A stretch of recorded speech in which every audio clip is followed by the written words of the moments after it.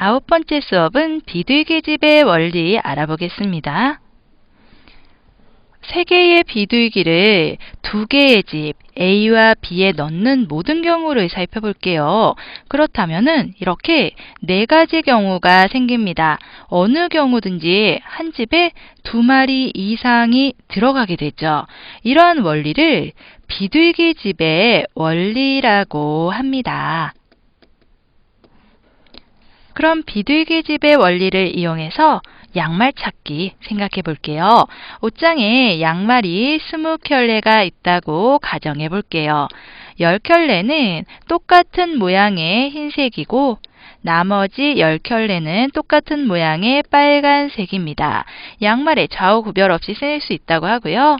어느 날 양말을 꺼내려고 옷장을 여는 순간 정전이 되었다면 같은 색깔의 양말 1켤레를 만들기 위해 최소한 양말 몇 개를 꺼내야 할까요? 답은 3개만 꺼내면 됩니다. 옷장 속에는 2종류의 양말이 있으니까요.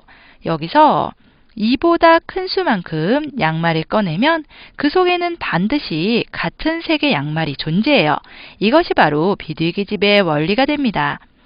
이 문제에서는 2보다 큰 수 중에서 제일 작은 수는 3이니까 3개를 꺼내면 그중 반드시 같은 색이 2개 존재하게 됩니다.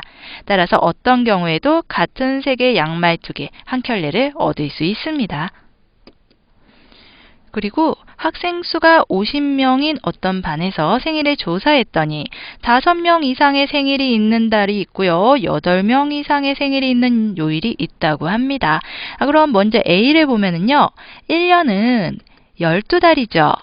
한 달에 4명씩 골고루 채워도 4 곱하기 12는 48이니까 50은 48보다 2명이 많죠. 그럼 나머지 2명은 4명이 생일인 달에 들어가야 될 거예요.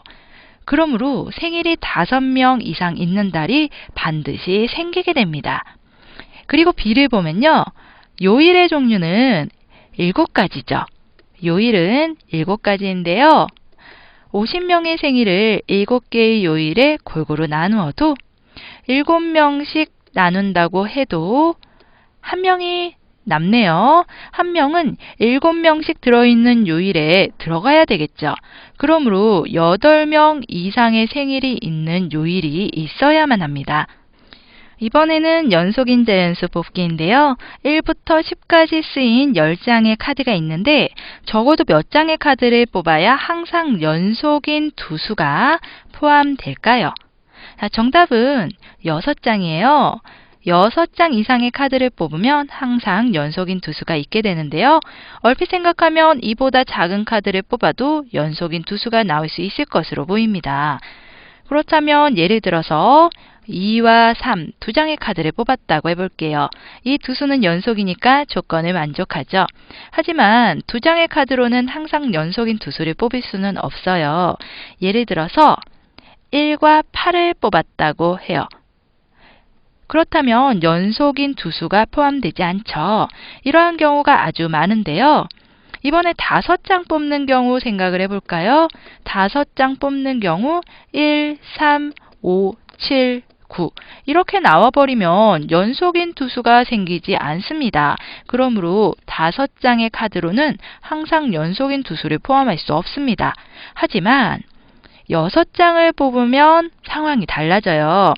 예를 들어서 1, 3, 5, 7, 9를 뽑고 다른 한 장의 카드를 뽑는다고 한다면 남은 한 장은 2, 4, 6, 8, 10 중에 하나가 되겠죠. 그렇다면 이 중에서 어느 것을 뽑더라도 연속이지 않은 수를 뽑을 수 있는 방법이 없습니다.